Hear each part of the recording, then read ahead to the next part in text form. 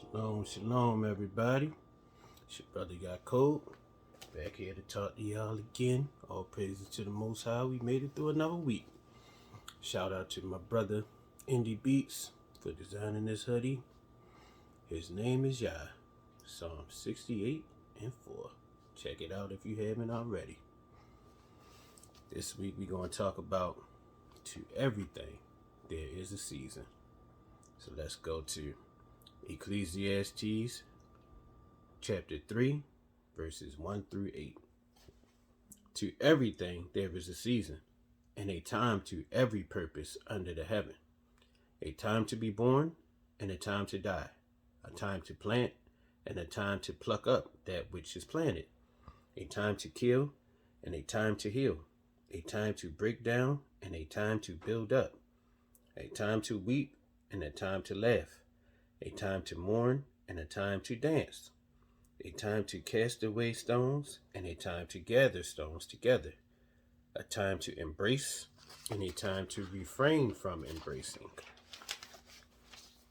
A time to get, and a time to lose. A time to keep, and a time to cast away. A time to rend, and a time to sow. A time to keep silence, and a time to speak. A time to love, and a time to hate. A time of war, and a time of peace.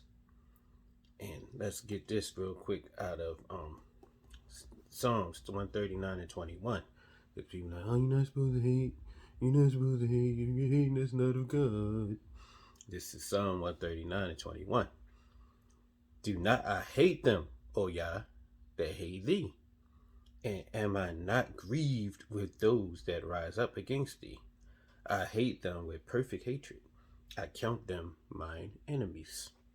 So what you got to say to that? This is Good News Translation. Oh yeah, how I hate those who hate you. How I despise those who are rebel against you. I hate them with a total hatred. I regard them as my enemies. So y'all shut up to be saying that. For real, because the scriptures have spoken. And that's King David, who was a man after the Most High's own heart, that said that. This is Ecclesiastes 3 from the New Living Translation for more plainer understanding. You know how we do around here. Ecclesiastes 3, New Living Translation, a time for everything. For everything there is a season, a time for every activity under heaven. A time to be born and a time to die. A time to plant and a time to harvest. A time to kill and a time to heal. A time to tear down and a time to build up. A time to cry and a time to laugh. A time to grieve and a time to dance. A time to gather stones and a time to scatter stones, and a time to gather stones. A time to embrace and a time to turn away. A time to search and a time to quit searching. A time to keep and a time to throw away. A time to tear and a time to mend. A time to be quiet and a time to speak. A time to love and a time to hate. A time for war and a time for peace. So, with that being said, it's just different seasons in all of our lives. And people be at different points in their life. One time it might be time to do this. Another time it might be time to do something else. And people don't understand that. Some people feel like life is just supposed to be the same all the time. And you're supposed to have the same reaction or be the same way all the time. But if you really read the Bible, you read about King David. He started out, when we first start reading of King David, he's a shepherd boy. And he went from being a shepherd boy to playing the harp for the king to calm his anxiety and to calm when his evil spirits arose in him, to calm him down. He went from that to being a warrior. And then after that, he became king. So people wouldn't ask him, when he was the king, to go back to being a shepherd. You feel me? Or when he was being a warrior. Well, his brother did say, well, those few sheep that you're supposed to be looking after, when he was, get ready to go out and fight Goliath. But that's just like today. Like them memes say people who are intimidated by your future will always bring up your past. Always try to keep you in that box. I saw something that said people try to keep you at the point where you were the easiest for them to control. But when you know who, and I saw something else that said the Most High called David a king, but everybody else called him a shepherd. And even when it came time for Samuel the prophet to come to the house to say who was going to be anointed king out of all of David's brothers, David and his brothers, the dad or the brothers didn't even see fit to bring him in the house to be looked at. And it's the one that they overlooked that ended up being the king. You know, like it says in his own words, like the stone that the builder refused had become the headstone of the corner. So it's like, who are we as people, any of us, to say who the Most High would choose, who the Most High would work through? And it's a lot of times it's not the one that everybody expects. It's the one that everybody least expects. So sometimes it's cool, like I said a couple minutes ago, just shut up.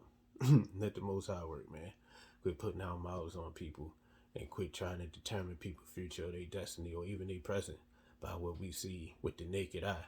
What it say in the New Testament, judge not according to appearance, but judge righteous judgments. Yes, we are supposed to judge, but we're supposed to judge righteously, just not based on what something or somebody or something or anything looks like at that present time, because we don't know how the Most High, the outcome that the Most High has planned for anybody or anything. And that's real, real, real, real, real. That wasn't even nothing that was written. That's off the top of the dome, son. Let me stop being simple. My mama would smack me in the back of my head for that. Boy. But let's get back into these scriptures, man. This is... Oh, yeah. Let's get into Psalm 15 and 1. A Psalm of David. Yeah. Oh, I'm getting ahead of myself. I had wrote down some notes for a reason. But he's saying that King David was different stages in his life. He was different, and it's not fair. It wouldn't be fair for somebody to try to put him back into one situation when the Most High had him clearly moving on to another situation. And sometimes it's not clear. Like when in the story of Samson, he was basically just like cast away after the incident happened where Delilah got him to admit his weakness to her. She called in the Philistines and they came and cut his hair, and he was weak as any other man, and then they just put him in the mill. They plucked out his eyes, put him in the mill to work, and they thought that was going to be the end of the story. But the whole time that Samson was in the mill, grinding, as the scriptures tell us, that just what he was doing, working, and the whole time that was going on, his hair was slowly but surely growing back. And nobody thought about that. They just thought that he was just done. And he wasn't running on to another note. He wasn't announcing it to everybody. Like, look, y'all, it's going back. It's a good thing about social media back then. Look, y'all, it's going back, y'all. Y'all. Y'all know what time is about to be at the fruit, y'all. Oh, shucks now. Because maybe somebody would have intervened to come in and cut it again, and it wouldn't have happened. The story wouldn't have happened the way that it happened. But sometimes it's good to keep quiet, too, about what you got going on. Let people, what they say, let whoever think whatever. Just keep getting better. That's what he did. He let them think whatever they was going to think. You feel me? At the same time, he was getting stronger and getting growing in the Most High all over again to do what it was appointed for him to do from the beginning. You know? So sometimes just because you don't see somebody growing and getting better and improving or leveling up or whatever, just because you don't see it, don't think that it's not happening. And don't be so quick to put, like I said earlier, our mouths on people and always thinking that we know what's going on with somebody or that we know what's best for them, you know? It says, it's a scripture that says, above all, it's tell you get all types of counseling and stuff like that. Definitely keep the Most High first, but it says, outside of that, above all, follow the counsel of your own heart, because it is more likely to tell you more than 7 watchmen upon a hill. And I tell people all the time, like, I'm super, super critical of myself. So there's nothing that somebody could point out about me that I don't already know and that I probably don't. Some of the stuff I probably do beat myself up about already. So I don't need nobody from the outside to pull me up and be like, hey, man, you know what about this? What about this? Well, if they do, then, you know, sometimes it's righteous. If it's somebody telling you something in righteousness and in love, then yes. But if it's somebody just speculating or just being how a lot of people are these days, it's pointless, and it might not go well. Might not go the way that you think it would go, and not in a violent way, but just in a way that when you messing with one of the people that dedicate their lives to the Most High. So, that being said, let's get back into these scriptures. And I was saying that it's funny to me when people just try to put you in a box, like they know you for one thing. That's the only thing that they want to see or hear from you, or the only thing they want to see you doing. I remember the time when I first transitioned from being a full-time musician to, wanting to be a part of the everyday workforce. And there's people who have jobs that they could have got me hooked up with. And they would like literally say to me, and these people that call themselves my friends, for real, they call themselves looking out for me. Like, I couldn't see you doing what I do, yo. I couldn't see you doing that. I only know you for singing, yo, and that's what I like to see you doing, man. I'm like, hold on, man. If I'm telling you that this conviction has been put on my heart, and I'm willing, I've already stepped away, so this is what I'm trying to move forward in. And you call yourself my friend or my brother or whatever you call yourself, and you couldn't see me working. You don't want me to eat because I'm not doing what it is that you envision or what you used to be doing. Really, what of a friend or a brother are you, to be totally honest? But hey, man, all the time, everything is not for everybody to see. So some people just don't get it. What they say, things that are spiritually, things of the spirit, the carnal mind don't understand. I don't know exactly how, remember exactly how that was worded in the book, but that's what it basically is. Some spiritual stuff sound like foolishness to carnally minded people. Just like the same way some carnally stuff sound like foolishness to spiritually minded people. I'm vexed and grieved on an almost daily basis with some of this stuff I be seeing people talking about, or people want to come up to me and start conversations with me about. But I did also learn in being able to adapt and to be in the real world that I do have to, it's a scripture that says be ignorant of no matter great or small. So it's like I do have to have a little bit of knowledge of things that are not necessarily spiritually minded. Like a lot of the church people back in the day, the elders used to say, don't ever be so heavenly minded that you're not no earthly good. So you do have to be up on things, and I try to stay as, like abreast of pop culture and all that type of stuff, so I know a little bit about it, so that I just don't get caught sitting looking stupid when people ask me stuff. But that's not what's most important to me. At some point in a conversation, for me to call you like really my friend or really close to me, you had to be able to have some type of spiritual conversation too, not always just celebrity gossip and all that old type of stuff. Like, it's cool sometimes, and sometimes we do need a little escape from the world as it is and from the things that we know, because like King Solomon said, in much knowledge is much sorrow. So, and it says in the Good News Translation, the more you know, the more it hurts. So sometimes you do need a little bit of escapism, but just don't let that be the only thing you know about, or the only things that you can have a conversation about. Because guaranteed, like my granny said, them people ain't somewhere sitting talking about us. So why should we give them all our energy and talk about them all day long? Just a word to the wise. I'm just talking, man. I'm just talking. Till I start reading these scriptures, then it ain't me talking. I'm just being a voice to say what's already on that paper. But that right there is just me talking. And like the saying goes, sometimes people just want you to do what they want you doing. It's a meme I saw that says, people don't really care if you're okay. They only care if you're good enough to do whatever they want you to do. So it might be something that you used to do, and you let express to everybody how much grievance that brings to you, how much pain that gives to you psychologically or whatever. And they'd be like, all right, we'll take a little break. And then you take a little break. Ain't that a long enough break? Don't you want to come on back and give us what we want? Don't you want to do what it is that we want? It's like that lets you know that that person is really not for you. They for what they want. They for getting their needs met, or even sometimes they wants, because don't nobody need to hear nobody singing nothing. Let's just get that plain and clear right there. That's a want. Might be a strong desire, but it's a desire. That's a want. That's not a need. And my granny used to say sometimes, when she be teasing us, because my granny was sweet, so she'd give her grandbabies what they wanted, but just come to them like, Granny, I want this, I want that. She's like, you old enough for your wants not to hurt you.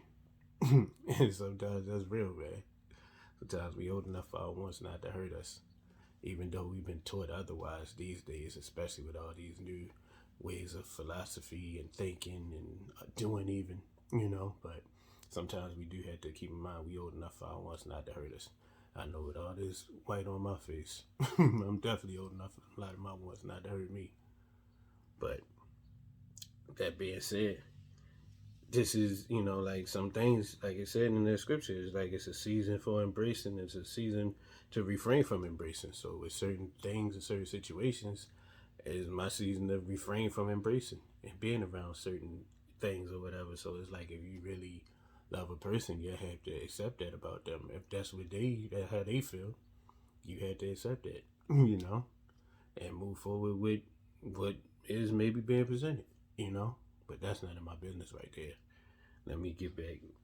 Just I'm speaking what these scriptures are saying, and who what somebody's purpose might be. A person who you think their purpose, like people thought that King David's purpose was to be a shepherd. His brother, when he came to slay Goliath, that's what he said to him. Shouldn't you be tending to them few sheep? And he was out there to slay Goliath and to establish, like what the Most High had put in him to do. Had he listened to his brother, Goliath might have never got slain, and the whole story, the whole history could have been totally different. You see what I'm saying? So if you sit there and listen to what somebody else telling you they want you to do versus what the Most High telling you to do, you might be making the whole course of history different, and not for the better. So something to keep in mind on my papers. And I like to believe that part of my purpose is, like establishing the way that people treat people, and then letting people know that you can't just treat a person like crap and then expect a person to just jump when you want them to do something, Just like with parents. I'm not a parent, but I've listened to a lot of things and been around a lot of good parents. And one thing that I learned even from listening to my own parents, you don't reward bad behavior. If you reward bad behavior, they're gonna keep doing it. And that's even in the Bible. If you want to read Ecclesiastes 8 and 11, it says, "Because sentence against an evil work is not speedily executed, therefore the hearts of men are fully set in them to do evil." So it's saying because nothing don't happen to them right away, they feel totally comfortable in committing evil and doing evil to people. But if somebody was to, show penalties and something like that, then they might think twice. That's just like sometimes they call security visual deterrence. It might be something that somebody might want to do, but then they see somebody in a uniform, or police even more so than security. But you might see a person in uniform, they might think twice about what they're ready to do. But if they just look around and just see the coast is clear, who knows what somebody might do. So the fact they got that deterrent right there, some people might still do it. Some people just crazy like that. But there's some people that would see the visual deterrent and they would stop. Or people would see somebody else getting punished and they'd be like, oh, all right. That's just like when somebody might be cracking jokes on somebody. And I had a buddy online. I'm not going to say his name or whatever because he might not want to be quoted. But cool guy, friend of my little brother and sister actually. And he was like, it was just years ago, he put on his Facebook status, he was like, man, if you cracking on me in front of people, he's like, I don't care if you my mother, my father, my granny, or whoever it is. He said he going to name out. He's like, because people that don't know me might start playing with me because they saying you get away with it. And I don't agree with going in no granny's mouth and stuff like that. But I mean, I understood the sentiment that the overall thing that he was saying is like when you let certain people do stuff, or certain people do stuff, then other people who might not be as cool with you as that person, you might let this person slide. This person might get what we call a pass because of who they are. But somebody else just looking on, and then when you say something to them, they say something to you and they try it with you. And you lean into them, they be like, well, you ain't say nothing to him, you ain't say nothing to her, you ain't say nothing to none of them when they done it. And that's what made them feel comfortable doing it because they ain't see you do nothing to these other people, but they ain't realize the bigger picture that they not as cool with you as these people. You see what I'm saying? But it's just like with it was an old movie, maybe Uptown Saturday Night or something like it. No, it wasn't. No, not even that. I remember my teacher in school. He used to like all the class would be talking and stuff like that and being disorderly, and he's like, "I'm gonna have to make a sample out somebody. Who will it be? I'm gonna make an example out of somebody." And it's like once you made that one example, then everybody else will start falling in line or at least being a little more careful with it. They won't be as blatant with whatever it is that they're doing because they seen something happen to somebody. They seen somebody get in trouble, so they might Somebody with wisdom or a little bit of sense might figure, all right, I might be next. Let me chill out too. But when everybody is doing what they want and nothing happening to nobody, everybody feel fully comfortable acting a fool. And that's what happens a lot for real. But let's get back into these verses for real this time. This is Psalm 15:1, a Psalm of David.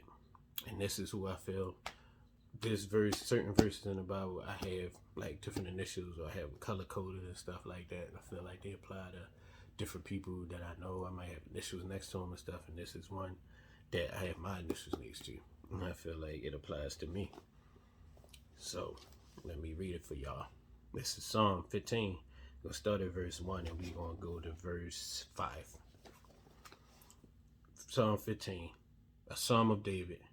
Yah, who shall abide in thy tabernacle? Who shall dwell in thy holy hill? He that walketh uprightly, and worketh righteousness, and speaketh the truth in his heart. He that backbiteth not with his tongue, who doeth no evil, nor doeth evil to his neighbor, nor taketh a reproach against his neighbor, in whose eyes a vile person is contemned, but he honoreth them that fear Yah. He that sweareth to his own hurt, and changeth not. He that putteth not his money to usury, nor taketh reward against the innocent. He that doeth these things shall never be moved. Let's get the New Living Translation of it. See how they worded it. A Psalm of David. Who may worship in your sanctuary, Yah?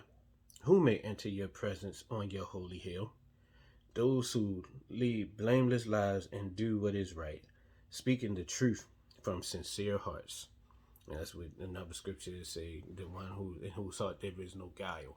Not saying that me personally, I live an absolutely perfect life, but I'm pretty open and honest about myself and with the Most High more than anything else. It says, those who refuse to gossip or harm their neighbors or speak evil of their friends. Those who despise flagrant sinners and honor the faithful followers of Yah.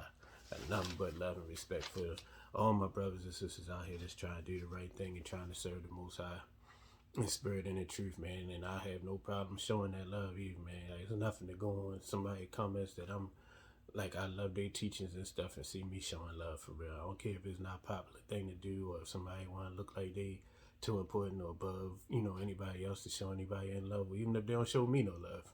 You feel me? I'ma still show love because that's just what I do. Especially to somebody who I see to be trying to follow the Most High to the best of their ability and go hard for them. I'm gonna show that love and shout out to the ones who do show me love back. That's a beautiful thing, and I definitely don't take it lightly or for granted. But even if you don't, just know that I'm not doing it for that. I don't show love just so somebody can give me love back. I show love because I really genuinely feel it from the heart.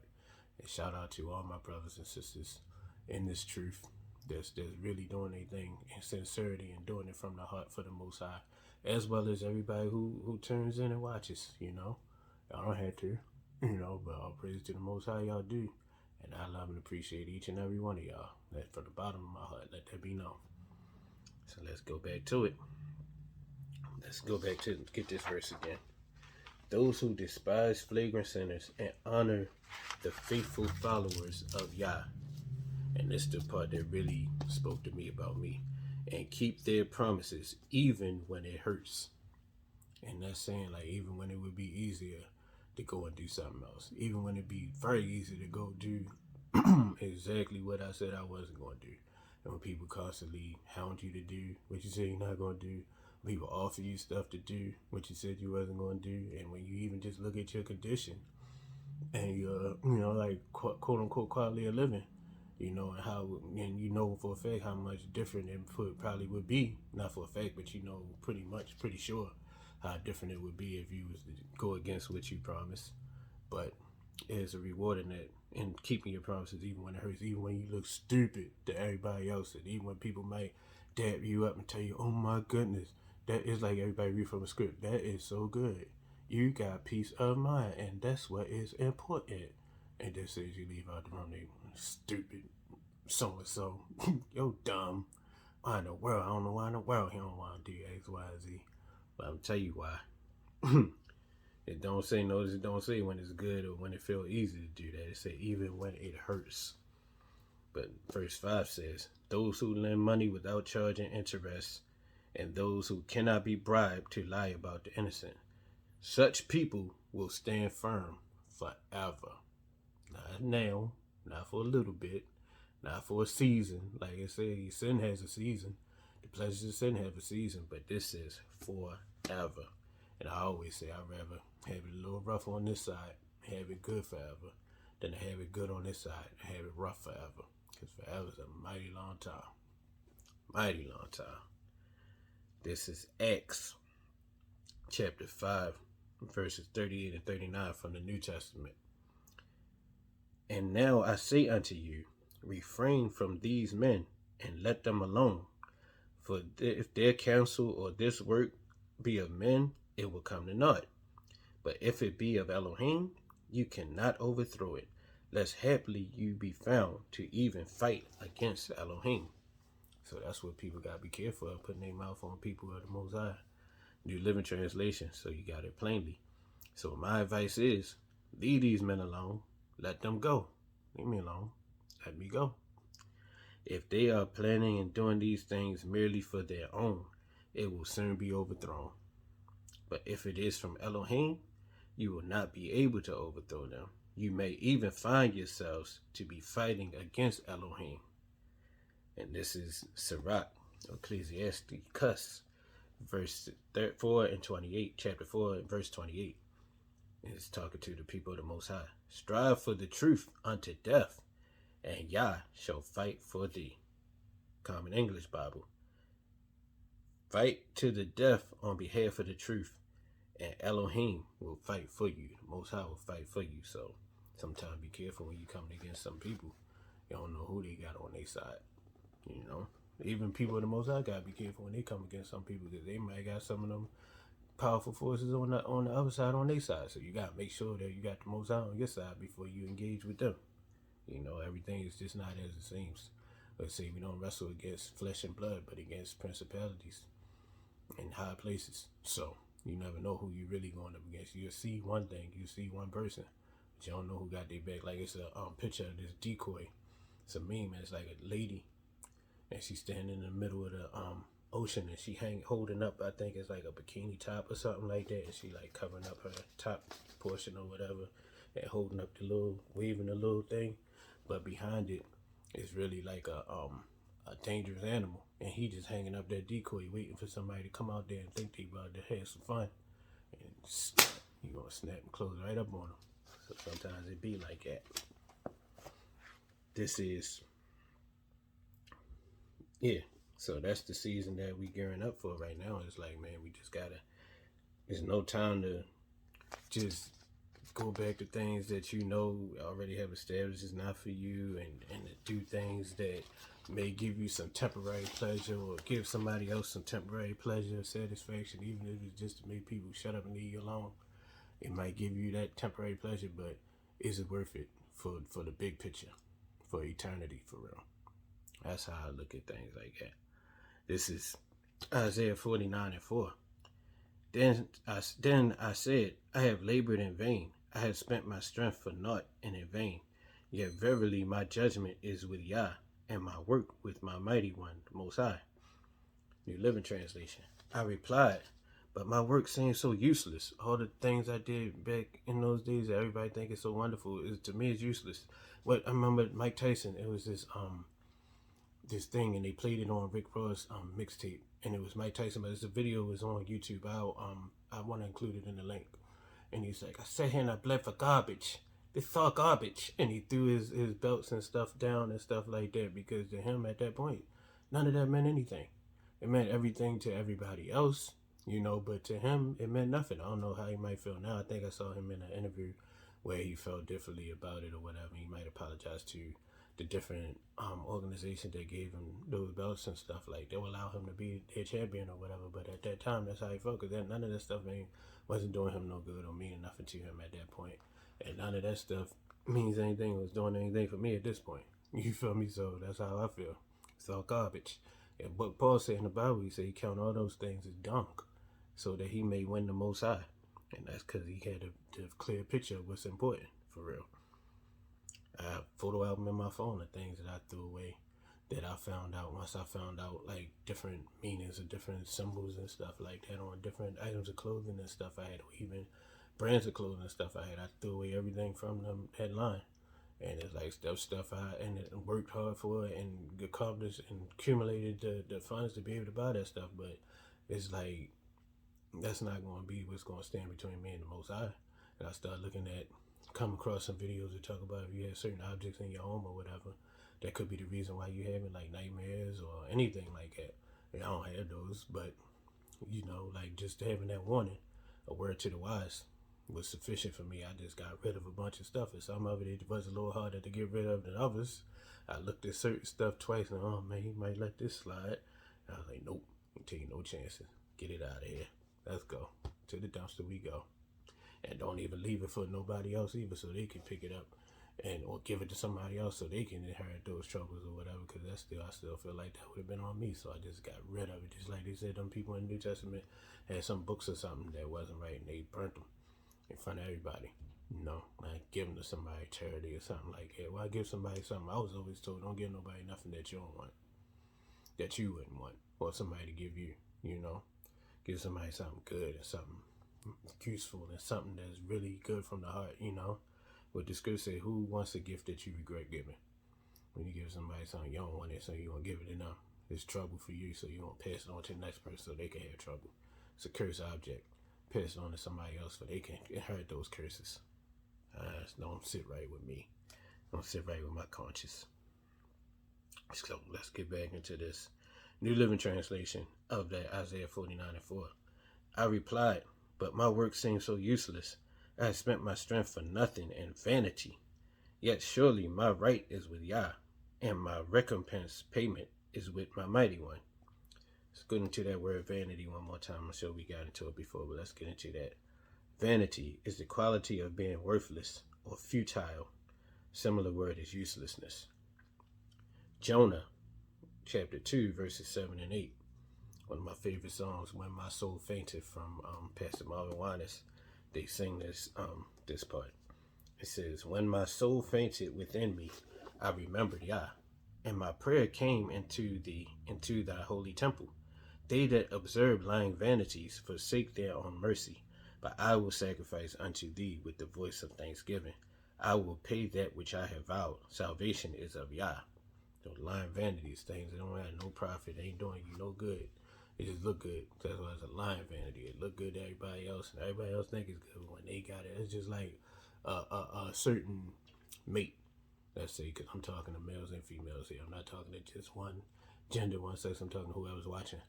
It might be somebody on the outside, on the inside might be complaining about this person, but on the outside they be like, oh my goodness, pass them to me. They so fine, they look so good, this, and this. But they don't know that what goes on indoors. They don't know what goes on sometimes, not to be too carnal, but somebody might do a good job of dressing up their body and making it look like the perfect body, but you don't know behind doors they might got on like full waist trainers, some Spanx underneath for that, and all type of stuff. So what people see on the outside, when you get behind them doors and you see it when they letting it all hang out, you mean like, you might be in horror. But on the outside, when they dress it up and send it out on them street, have it out on them streets, switching it around, it look like something totally different. And who knows what ladies, might deal with, and what somebody might look at the guy that a lady might have, and everybody think they something special, but then behind doors, they the one that deal with them behind closed doors. They might be able to tell a whole different story. So some of them lying vanities, some of the stuff we think we want, it's not until we get it that we realize that it's not what we wanted. It's a old church song. They used to, a Christian music song they used to come on. My granny used to play on WRBS back in the day. It said, you searched in vain for that something, and now you don't want that something you found. You looked all your life for that thing, and once you got it, you seen that it wasn't all it was cracked up to be. You be trying to get rid of it for real. So chase the one thing that we know is definitely going to do right by you, and that's the Most High, man. That's what I got to say. Let's get back into this. This is Psalm 31:6. King David said the same thing. I have hated them that regard lying vanities, but I trust in Yah. Psalm 4:2. O ye sons of men, How long will ye turn my glory into shame? How long will ye love vanity and seek after leasing Selah? This is New Living Translation. How long will you people ruin my reputation? How long will you make groundless accusations? How long will you continue your lies? And then it say interlude. And I think that's so dope because the music, only interludes I know is musical interludes. Like the little short songs or whatever. But I think it means like a short pause when they use it in this way. But I just like to see the word. This is verse 3. You can be sure of this. Yah set apart the godly for himself. Yah will answer when I call to him. It's Psalm 37:25. I have been young, and now am old. Yet have I not seen the righteous forsaken, nor his seed begging bread. Good News Translation. I am old now. I have lived a long time, but I have never seen good people abandoned by Yah, or their children begging for food. To the naked eye, it might seem that somebody is down bad, but that depends on what you as an individual deems as important or doing good for real. Let's get back into the Psalm 4. This is verses 6 and 7. And basically, that's why, it's I'll probably be never popular nowhere where as though I speak. Like, I never have no whole bunch of big viewership of tens and 20,000, 100,000, nothing like that, because I don't sit here and promise if you follow the Most High, you're going to have prosperity and everything going to go good for you. You're going to be rich and all that. And I mean, not wrong. We went over many times. Nothing wrong with being rich if you haven't sinned to get it. But I'm also going to tell you that sometimes real riches ain't what everybody else think is rich. Let's read this Psalm 4, 6, and 7. There be many who say, who will show us any good? Yah, lift up the light of thy countenance upon us. Thou hast put more gladness in my heart, more than in the time that their corn and wine increased. Mind you, corn and wine is like considered like great things in those times. Like that is like riches for real. And this is the Good News Translation. There are many who pray, give us more blessings, O Yah. Look on us with kindness. But the joy that you have given me is more than they will ever have with all their grain and wine. So they have all that stuff. And I know that to be true because it's happening to me. You can have a bunch of stuff and not be happy. And you can have the little bare minimum and be happy as I don't know what. Just like we studied last time. Like better is little with right and little with peace of mind than great treasures with trouble therewith or with a bunch of vexation of spirit. Somebody vexing your spirit, but you like, oh, I'm just putting up with it so I can get this money, man. But the whole time you miserable for real.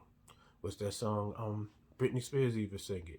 She's so lucky, she's a star. And she said, if all these things or whatever, then why do I cry at night? If there's nothing missing in my life, why do I cry at night? A lot of these stars will tell you these same similar stories, but nobody don't really listen. They listen and they sing along. And if you bring it up, they be like, oh my goodness, that is so true. Oh my goodness, that is deep. There's nothing deep about it. It's in black and white. They said it plain as day. Everybody say everything deep. But hey, everything ain't for everybody. I guess what they say, spiritual things are not easily discerned by the carnal mind. So I guess that's what it is. Let's do one more chapter and verse, and then that should be it. This is Psalm 17. We're going to read the whole chapter. Hear, O Yah, my righteous plea, a prayer of David. Hear the right, O Yah, attend to my cry. Give ear unto my prayer that goeth not out of feigned lips. What we were saying earlier, like he's not being fake with it. Please hear this honest plea. Let my sentence come forth from thy presence. Let thy eyes behold the things that are equal or fair. Thou hast proved my heart. Thou hast visited me in the night. Thou hast tried me and shall find nothing.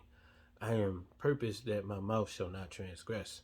Concerning the works of men by the word of thy lips, I have kept me from the paths of the destroyer.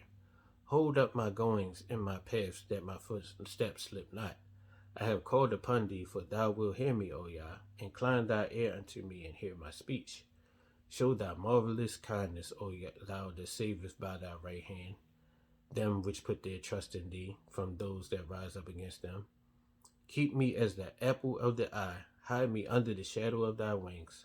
From the wicked that oppress me, from my deadly enemies who compass me about. They are enclosed in their own fat. With their mouth they speak proudly. They have now compassed us in their steps. They have set their eyes bowing down to the earth, like as a lion that is greedy of his prey, and as it were a young lion lurking in secret places. Arise, O Yah, disappoint them, cast him down, deliver my soul from the wicked, which is thy sword, from men which are thy hand, O Yah, from men of the world, which have their portion in this life, and in whose belly thou fillest with thy hid treasure. They are full of children, and leave the rest of their substance to their babes. As for me, I will behold thy face in righteousness. I shall be satisfied when I awake with thy likeness. And I just said that, and I hadn't even read this whole chapter, so I didn't even know it said that. So that's just, I thank the Most High and I praise him for putting that on my heart without me even knowing I was going to read that for real. Because it just came to me at the last minute to include this. So let's get it from the New Living Translation. So it's playing for everybody, and then we outie for the week. Prayer of David, Psalm 17.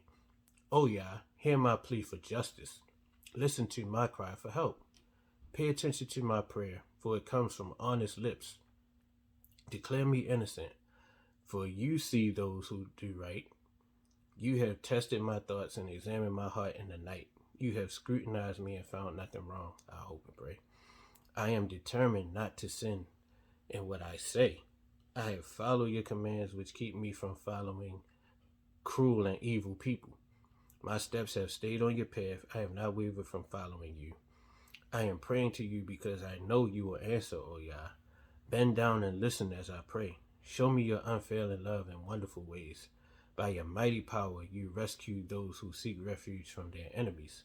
Guard me as you would guard your own eyes. Keep me in the shadow of your wings. Protect me from wicked people who attack me, from murderous enemies who surround me. They are without pity. Listen to their boasting.